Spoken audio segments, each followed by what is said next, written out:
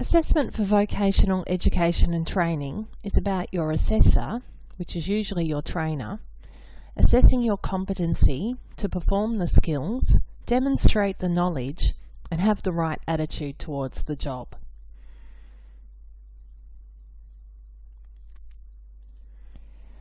As part of your course, you'll be required to undertake a variety of different competency-based assessments.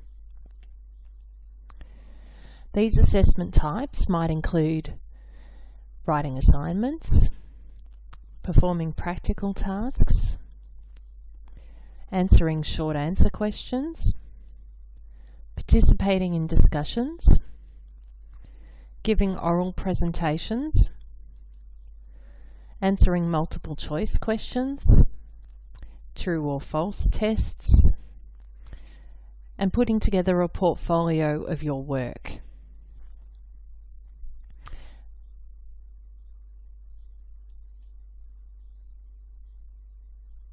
The possible outcomes of any sort of VET assessment are simply competent or not yet competent, or for that particular assessment item only, satisfactory or not satisfactory.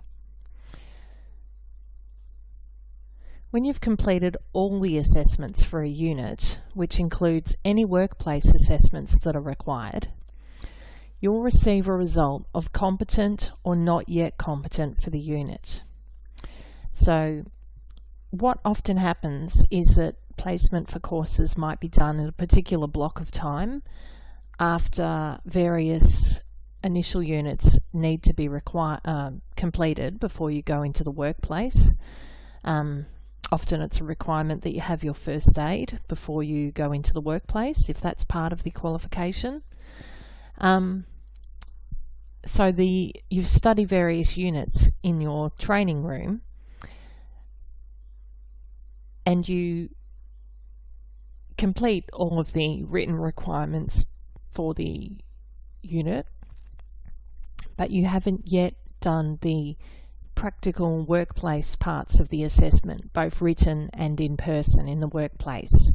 So until you've gone to the workplace and done the placement and been assessed by the assessor there, then you can't actually be marked as competent in that unit.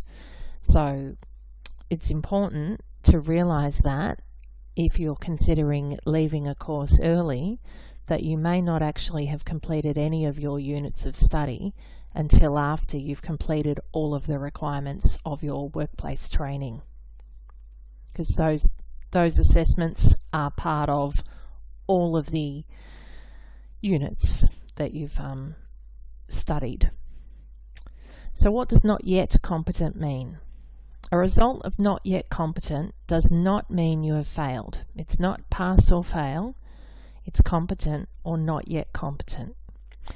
It simply means you haven't demonstrated your competence with that assessment item yet. You'll be given more chances to get feedback, so certainly seek feedback from your trainer. They should be providing it anyway, but ask if you don't understand it fully or you want additional feedback. Study or practice the actual task if it's a practical assessment, and be assessed again. Check with your course provider on what their reassessment policy is. For example, some providers will allow up to 3 submissions per assessment item. So that's something that you want to find out early on, or even before signing up for a course, is if you get a not yet competent on an assessment, what's the process, and how many resubmissions are you allowed to have.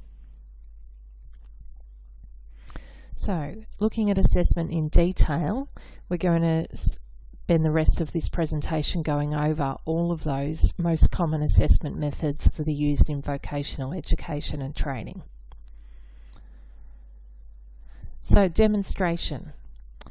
The assessor may observe you performing a series of tasks in the workplace or in a simulated workplace that they set up in the training room. making a coffee, for example.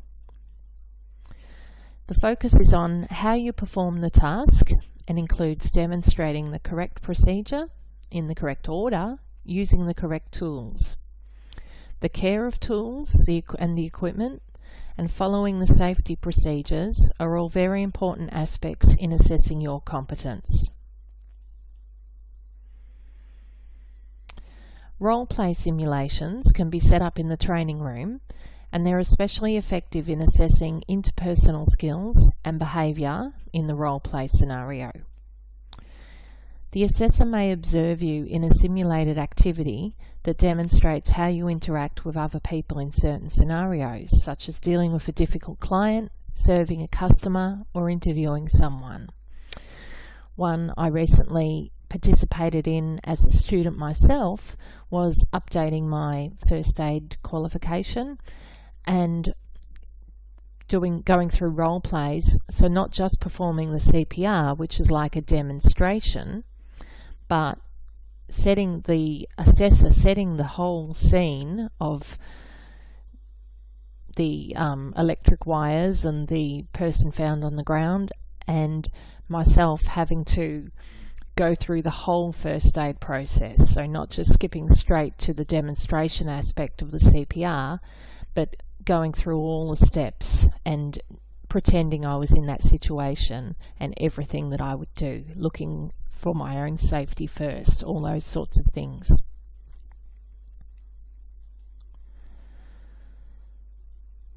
Portfolio.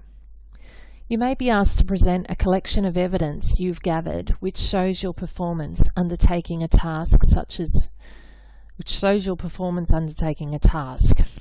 this is things like videos, photos with written explanations, models and items or objects you've made, fixed or repaired, depending on what your course is.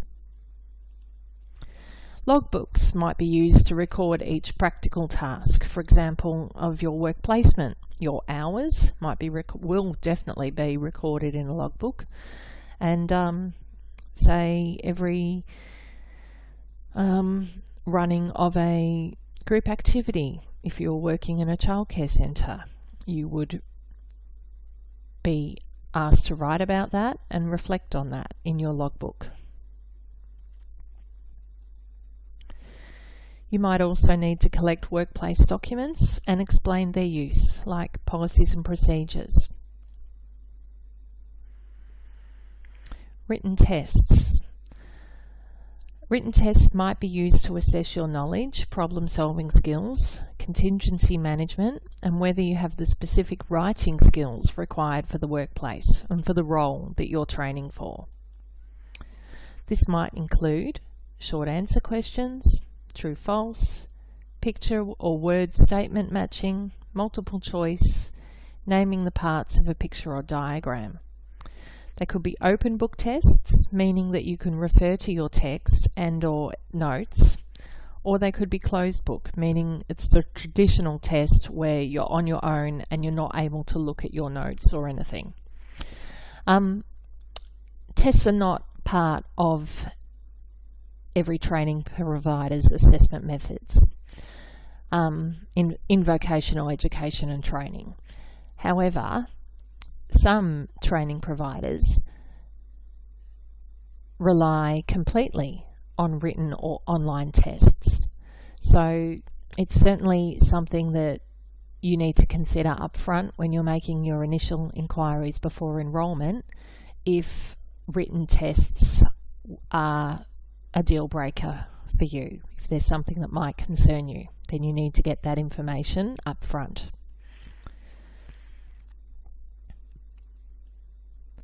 Assignments can include case studies, writing a report, answering short questions, or writing an essay about a particular topic. Case studies are usually written descriptions of a work situation. You'll be asked to read about the scenario, identify problems and issues, and make decisions about what you'd do if you were in that situation. You'll often complete that sort of task in class, and it might be following a group discussion, so recording your own answers from the group discussion, from your understanding, or it could be completely by yourself, and just seeking help and assistance from the trainer in class. Completing assignments is often done on a computer. I've got my little computing man there. Completion of assignments is often expected on computer these days from the Certificate 3 or 4, certainly the Certificate 4 level and higher, and often now at the Certificate 3 level also. Yet another thing to find out up front, whether neatly written out assignments are accepted or whether you need to have access to a computer, and whether they can help with that. Projects are usually bigger tasks that bring together your organisation, time management, research, self-assessment and reflection skills. They involve work over time, not leaving it all until the due date. Oftentimes, they simply would not be able to be completed if you left it all until close to the due date, because they might, later tasks might build on previous tasks. They might be group projects or solo projects. Oral questioning. This technique can assess your ability to listen, interpret, and communicate ideas and/or thoughts or opinions. Both your skills of communication and the content of what you're saying can be assessed. So, as we're training for a particular role in the workplace, you're also assessed on, do you have the communication skills to perform that particular type of role in the workplace? This is a very good method for lower level qualifications where the standard of reading and written language that's required for the job is lower. So if you're not expected to write lengthy written reports in the job, then oral questioning can be used a lot as an assessment method in a course. So say it is Certificate 1 or 2 level. As you go up higher, Certificate 3 and up, then more and more written assessment will come into play, and it would be expected that the roles you're training for in the workplace would have that sort of written requirement also. Third-party reports. This evidence includes documented and verified reports from a workplace supervisor, a colleague, or others that outlines your skills and abilities. So reports from others on how you went in your practical placement.